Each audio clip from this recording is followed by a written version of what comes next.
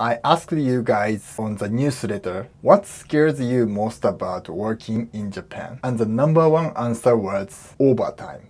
Everyone has heard the horror stories of black companies and 8-hour work weeks. But is that still the reality in 2026? Let's get into the truth. Before we dive in, if you are new here, hi, I'm Kei. I've been a software engineer for over 10 years, mainly focused on mobile development. I'm also the CEO of K-Boy Inc., a licensed recruitment agency here in Tokyo. Because I run a recruitment business and I'm still a developer myself, I see both sides. I know what companies are really like behind the scenes, and I know what we as engineers actually care about. The first thing you need to know is that the Japanese tech scene has split into two worlds. On one side, you have the legacy companies. Think old school banks or traditional SIers. They still value face time over output.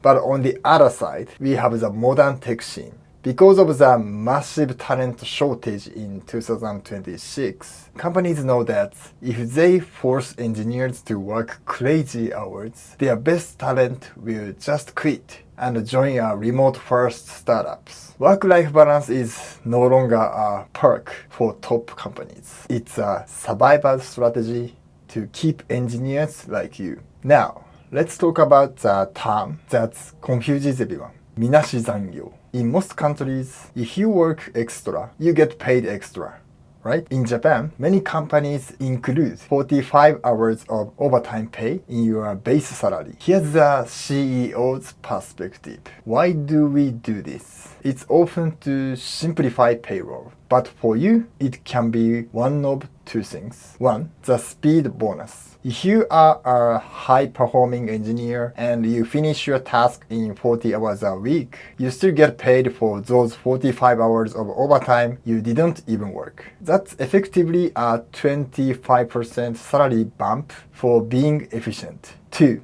the unlimited buffet trap. Some companies see that 45 hours limit as a target. They feel like they've already paid for your time, so they'll keep giving you tasks until you hit that 45-hour mark.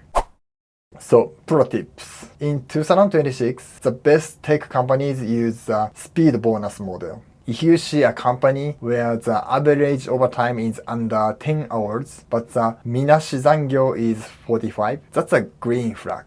Don't just take the recruiter's word for it. You need to do your own digital forensics. First, check OpenWork, formerly Vocals. This is a Japanese version of Glassdoor. Look specifically at the work-life balance score. If it's below 3.0, be careful. Second, the commit test. If you can see the company's public GitHub or their tech blog, look at the timestamps. Are they pushing code or posting updates at 11 p.m. on a Tuesday? If they are, that tells you more than any recruiter ever will. There's one more thing. Service Zangyo or ghost overtime. This is a culture of staying late just because your boss hasn't left yet. As a father myself, I have a zero patience for this. I need to get home to my kid. In the modern K-Boy Inc. style of companies, we focus on output,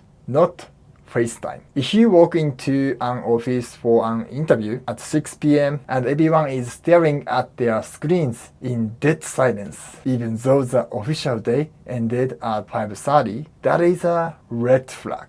In a healthy 2026 tech environment, the office or the Slack channel should be empty by 6 p.m. because people have lives, families, and CrossFit sessions to get to.